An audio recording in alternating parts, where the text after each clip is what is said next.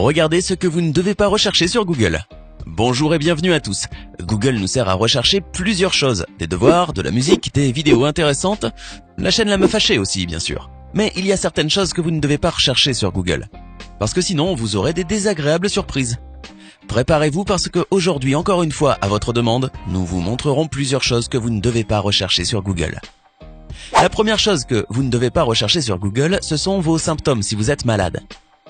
Si vous avez ressenti quelque chose comme des maux de tête ou des maux de ventre, ou si vous avez repéré une grosseur ou une tache sur la peau, en vous grattant ou quelque chose du genre, ne recherchez pas sur Google, allez voir un médecin. Il y a plusieurs sites spécialisés sur la médecine sur Google, mais la plupart de ces sites sont faits par des personnes qui n'ont pas de diplôme médical. La plupart des blogs ou de ces sites vont donc vous donner des informations fausses et à ce moment-là, vous allez commencer à vous inquiéter pour rien. En plus, quand on recherche quelque chose de ce genre sur Google, ce sont les pires maladies sur lesquelles vous allez tomber. Vous avez mal à la gorge, cancer, il est apparu une tache sur votre peau, sida, ou maladie dégénérative. Allez voir un médecin, un spécialiste, parce que Google ne vous aidera pas de cette manière-là.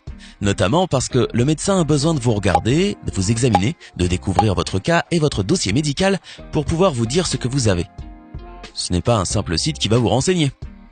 Alors, pour que vous ne vous inquiétiez pas sans raison, évitez de rechercher vos symptômes sur Google. Ou sinon, faites juste la recherche pour en avoir une notion, mais ne soyez pas névrosés et ne vous basez pas sur des résultats obtenus à partir de recherches sur Google. Scratching Eyes GIF. La traduction correcte serait « Comment se frotter les yeux », mais la dame du GIF n'est pas seulement en train de se frotter les yeux, mais elle est sur le point de passer son doigt sous les paupières et toucher l'œil. La prochaine recherche à ne pas faire sur Google, ce sont les objets d'Ed Gein. Ed Gein est un tueur en série du XXe siècle, dont les méfaits ont inspiré de nombreux personnages de tueurs au cinéma, comme dans Massacre à la tronçonneuse ou Le silence des agneaux. Edward Theodore Gein est né en 1906 dans le Wisconsin. Élevé par un père alcoolique et une mère s'appuyant sur des principes religieux très stricts, Ed connut une enfance compliquée. Sa mère tentait d'empêcher au maximum les contacts entre ses fils et le monde extérieur, présenté comme dépravé. À partir de 1940, en quelques années, Ed perd son père, son frère et sa mère qu'il vénérait. Il sombre alors dans la folie et extrait des corps des tombes pour se fabriquer un costume de femme à partir de la peau des cadavres. Une série de disparitions dans la région à la fin des années 1940 va amener la police à s'intéresser à Ed, suite aux nombreuses rumeurs qui circulent sur son compte.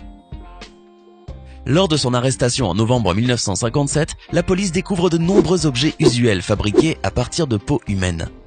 Ed est alors interné dans un hôpital psychiatrique durant l'enquête. Bien qu'il soit soupçonné de plusieurs enlèvements et meurtres, il ne sera jugé que pour la mort de 2 femmes et pour des actes de nécrophilie. Si vous voulez donc bien dormir ce soir, ne cherchez surtout pas sur Google les objets d'Ed Gein. Le koala mouillé est une sorte de chiot mouillé, scellé. Avez-vous déjà vu un chat mouillé ? Koala mouillé, ne faites surtout pas cette recherche sur Google. Quel animal laid ! Il est beau, ok, mais à partir du moment où vous le mouillez, il semble tout droit sorti d'un film d'horreur. Ne recherchez surtout pas SpongeBob Theme Song 800 Slower. C'est la musique de Bob l'éponge mais 800 fois plus lente. Imaginez-vous l'écouter lors d'une nuit de terreur ? C'est flippant. Si vous ne voulez pas avoir des cauchemars à cause de Bob l'éponge, ne recherchez pas cela. De toute façon, si vous jouez une vidéo en mode 800 fois plus lente, quelle que soit la vidéo ou musique, elle deviendrait bizarre. Pour votre propre sécurité, nous avons décidé de flouter légèrement les images qui suivent. En effet, la trypophobie, c'est très sérieux. La trypophobie est une peur extrême ou une répulsion pour n'importe quel type de figure géométrique étroitement rapprochée. Ces figures peuvent être des trous et de petits rectangles ou des cercles convexes. Le terme trypophobie signifie littéralement peur des trous. Cette peur irrationnelle est assez fréquente chez l'être humain, mais peu connue à l'heure actuelle. En effet, des millions de personnes ont affirmé sentir de la répulsion et des symptômes d'anxiété lorsqu'elles observent des modèles de petits trous agglomérés. Suite à une vidéo que nous avions fait il y a quelque temps sur le sujet, nous savons que certains de nos abonnés sont trypophobiques. Dites-nous si c'est votre cas dans les commentaires. Et surtout, ne recherchez pas cela sur Google. La leucoplasie est un état précancéreux de la cavité buccale. La muqueuse jugale et la lèvre inférieure sont les régions les plus touchées par cette maladie. Ces images ne sont pas du tout agréables à visionner. Harlequin fœtus est une maladie génétique rare de la peau. La forme la plus grave de cette maladie est l'ichthyose congénitale. Dans ce cas, la couche de la kératine devient plus épaisse chez le bébé, ce qui fait apparaître des taches sous forme de diamants bruts qui limitent ses mouvements et le rend plus susceptible d'attraper des infections. Ces images sont vraiment fortes et choquantes et vont aussi, sans doute, te rendre très triste. Le ver de Cayor est l'autre nom d'une maladie que l'on appelle la myase. La myase cutanée est une dermatose parasitaire déterminée par le cheminement dans la peau ou sous la peau de larves d'insectes, que sont les asticots. La vue de ces scènes peut vous traumatiser à vie. Je vous conseille vraiment d'éviter de chercher ça.